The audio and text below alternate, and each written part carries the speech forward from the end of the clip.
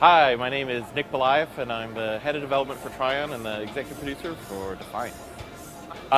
Representing Defiance here at E3. This is a pre-alpha build for people that are lucky enough to come back here behind closed doors.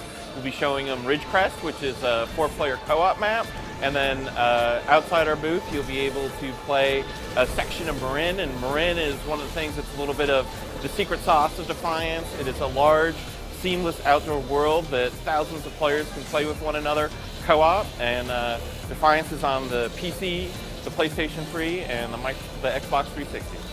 I think the big thing about Defiance at E3 this year is the large, seamless open world. It's thousands of people being able to play with one another cooperatively and competitively, and this is something that for third-person shooter market, no one has really been able to bring to bear, particularly at the scale at which we're doing it.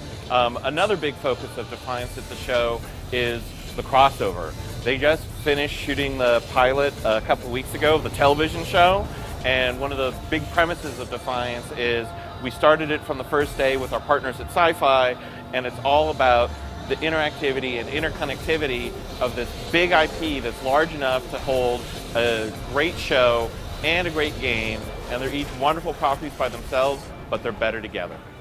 The experience on Defiance has been truly unique.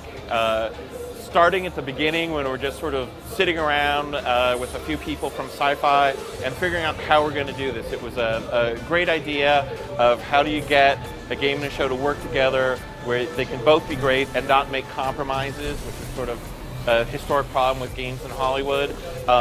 So it's just brainstorming, figuring out what's going to work, and we both really had to educate each other. So I got to learn how they make a television show, they got to learn how we make video games, and then we figured out together how we can make a property that's big enough that can hold both at the highest level of quality.